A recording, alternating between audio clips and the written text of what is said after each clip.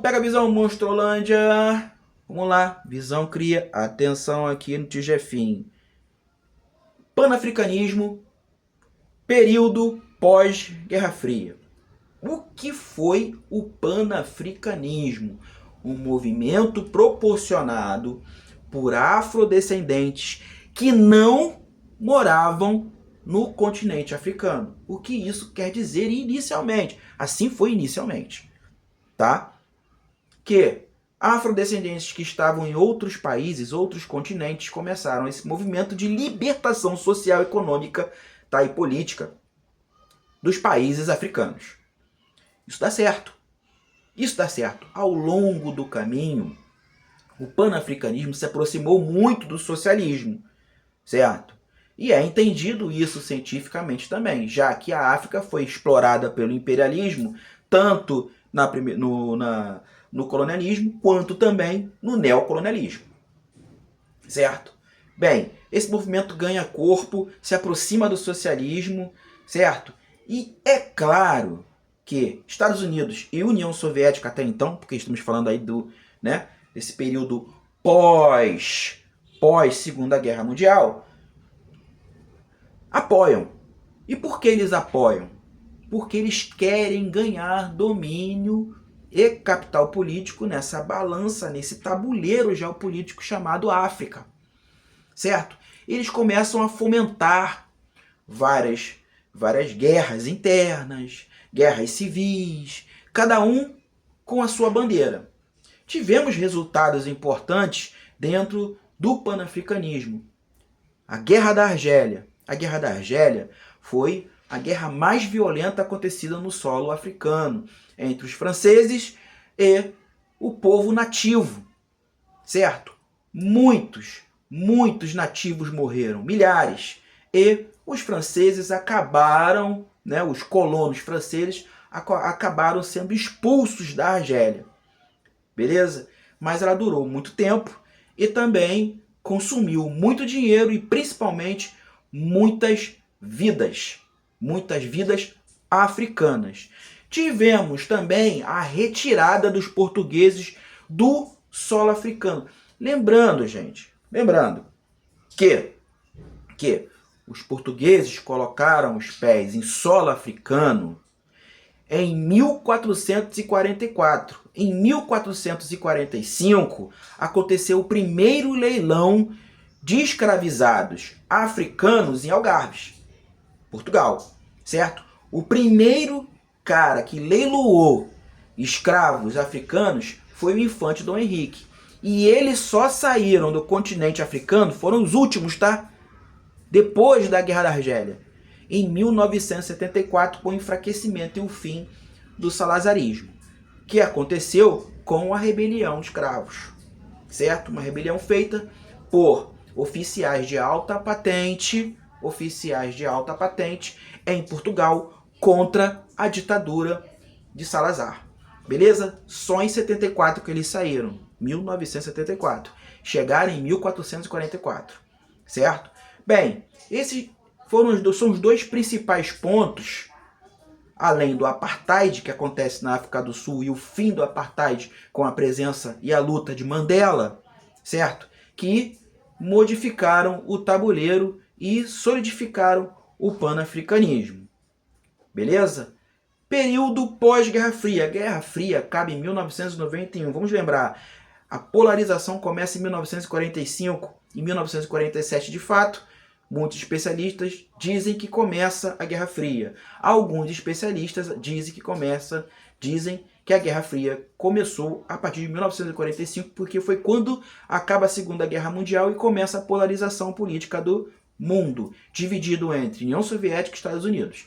Essa guerra, por poder econômico e político. Bem, 45, 47, certo? E final em 1991. Ela acaba quando? Ela acaba quando as Alemanhas são reunificadas. A Alemanha Oriental, socialista, a Alemanha Ocidental, capitalista. O Muro de Berlim começa a cair em 1989. certo? Em 1990 é feito o tratado, em 1991 o tratado é ratificado e as Alemanhas são unificadas. Nesse mesmo período, durante esse período, a partir de 1985, Gorbachev assume a liderança política da União Soviética, um secretário-geral, certo? Ele assume. Ele empurra a União Soviética para o fim, certo? Porque ele enfraquece o leninismo, certo? Ele começa a deixar nascer outros partidos, até então era totalmente o monopólio do Partido Comunista, certo? Ou seja, só tinha um partido, só havia um partido. E aí Gorbachev também entende que a guerra no Afeganistão está gastando muito dinheiro e não chega a lugar nenhum. Lá no Afeganistão, células islâmicas queriam dominar o país e a União Soviética estava impedindo, proporcionando também uma grande guerra, onde muitas pessoas morreram. E Gorbachev entende, pô, essa guerra não tem que acontecer mais. A gente está perdendo muito dinheiro, perdendo muitos soldados, influenciando uma situação que não nos pertence. Certo? E aí Gorbachev dá o soco na boca do estômago da União Soviética, criando a perestroika e a glasnost. Perestroika, ele abre a União Soviética para o capital estrangeiro. Ele começa um processo de privatização das empresas estatais, certo? Ele modifica a economia e, ao mesmo tempo, também enfraquece de alguma forma a economia soviética, certo? Nesse enfraquecimento, a União Soviética é um grande produtor de armamentos. E depósitos ficam lotados de armamentos. E começa o tráfico de armas, certo? Na glasnost, ele pede basicamente, o mais importante, gente, transparência na administração pública. E é claro que dentro da União Soviética, o que menos tinha era transparência na administração pública. Mas não pense que isso é uma coisa que só acontece no socialismo, não, gente. Isso também acontece na extrema-direita, certo? Governos autoritários não gostam de transparência. Eles precisam enganar o povo. Eles precisam criar falsas informações. E naquela época ainda não tinha nascido a internet. Bem, Gorbachev procura um acordo com os Estados Unidos, um acordo de não armamentos, diminuição de venda de armamentos específicos. Ele sai dos Estados Unidos com essa promessa, mas ele é traído e acontece ao contrário. Os Estados Unidos vai deixar de vender armas, certo? Enfim, em 1991 ele sai. Ele sai da liderança da União Soviética, abrindo as portas para o fim da União Soviética e o início da Rússia. Nesse trâmite, gente, os países que faziam parte da União Soviética, ou seja, países do leste europeu, principalmente, faziam parte desse conglomerado chamado União Soviética, são separados, ganham soberania. Bem, não foi fácil para a Romênia, uma guerra muito extensa aconteceu, muitas mortes. Para outros países, a antiga Tchecoslováquia, ela foi dividida ao longo, mas tivemos Polônia, enfim, esses países se separaram da União Soviética, outros deixaram de ter influência da União Soviética, mas com o renascimento da Rússia, o fim da União Soviética, isso não quis dizer que eles deixassem de estar próximos, certo? Da Rússia. Até hoje alguns são próximos ainda, certo? Mas inicialmente foi complicado, principalmente para a Romênia. Guardem isso. Principalmente para a Romênia foi complicado. Bem, então em 1991 a Guerra Fria acaba.